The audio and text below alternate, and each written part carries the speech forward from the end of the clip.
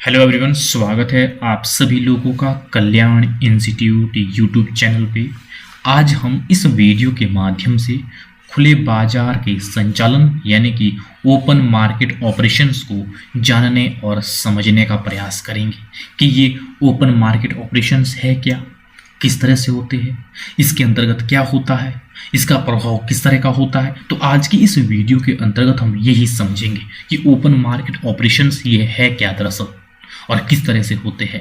तो आप इस वीडियो को अंत तक जरूर देखिएगा और अगर चैनल को अब तक सब्सक्राइब नहीं किया तो चैनल को जरूर सब्सक्राइब कर दीजिएगा। तो चलिए समझते हैं कि ओपन मार्केट ऑपरेशंस ये क्या होता है, किस तरह से होता है। केंद्रीय बैंक बाजार में सरकारी प्रतिभूतियां यानी कि गवर्नमेंट सिक्योरिटीज को वो खरीदता और बेचता है, यानी कि ओपन मार्केट से सेंट्रल बैंक वो बाजार प्रतिभूतियों को, गवर्नमेंट सिक्योरिटीज को वो खरीदता और बेचता है। वही ओपन मार्केट ऑपरेशंस होता है और इसके जरिए वो किस तरह से अपना इम्पैक्ट डालता है अर्थव्यवस्था पे, वो महत्वपूर्ण है। आरबीआई खुले बाजार की क्रियाएं में किस तरह से व्यापारिक बैंकों द्वारा साख की पूर्ति को वो प्रभावित करता है। जो ओपन मार्केट ऑपरेशंस है इसके तहत आरबीआई जो भारत का सेंट्रल बैंक है वो किस तरह से ओपन मार्केट की क्रियाओं से इस ओपन मार्केट ऑपरेशन के तहत वो व्यापारिक बैंक यानी कि कमर्शियल बैंक के वो साख नियंत्रण किस तरह से करता है और किस तरह से जो साख की जो पूर्ति है उसको प्रभावित करता है। क्योंकि जो ओपन मार्केट ऑपरेशंस है इसके द्वारा एक तो साख नियंत्रण होता है। जब साख नियंत्रण होता है तो किस तरह से इसके माध्यम से जो कमर्शियल बैंक है उसकी जो साख की पूर्ति है, जो सप्लाई है, उसको वो डिस्टर्ब करता है, उसको प्रभावित करता है। वो किस रूप में करता है? जब आरबीआई सेंट्रल बैंक जो भारत का आरबीआई है, रिजर्व बैंक ऑफ इंडिया, अगर वो इन प्रतिभूतियों को बेचता है, यानी कि बेचता है, इसका मतलब क्या हुआ? इसका मतलब ये हुआ कि इसमें किस तरह से जो मुद्रा है, जो मुद्रा बाजार से वो आरबीआई के पास चली गई। जब बेचा आरबीआई ने, सेंट्रल बैंक ने गवर्नमेंट सिक्योरिटीज को, तो क्या हुआ? लोगों ने खरीदा। जब लोगों ने खरीदा तो लोगों से पैसा आरबीआई ने ले लिया, तो पैसा गया आरबीआई के पास। जब आरबीआई के पास पैसा गया तो किस तरह से बैंकों के पास ऋण देने के लिए वो नकदी की कमी होगी।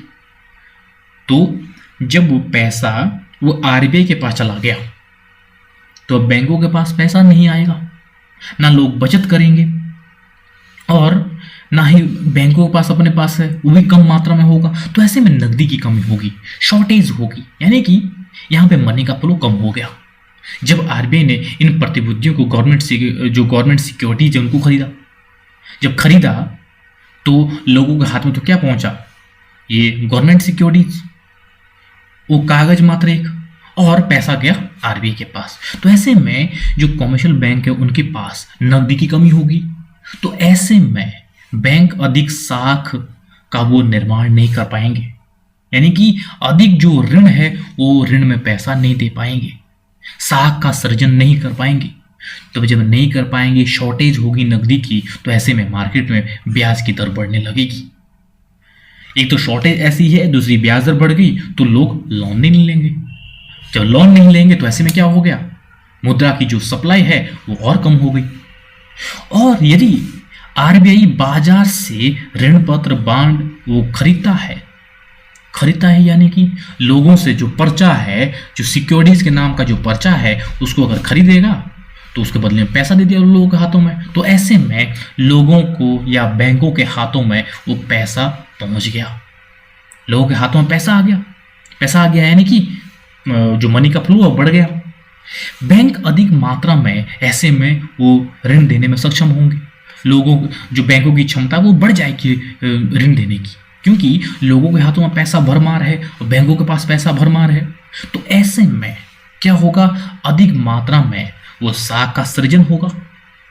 जब अधिक मात्रा में साख का सृजन होगा तो ऐसे में इजीली जब ऋण मिलेगा, इजीली जब लोन ये मिल रहा है, लोगों के हाथों में पैसा भरमार है, तो ब्याज की दरें गिर जाएगी, कम हो जाएगी।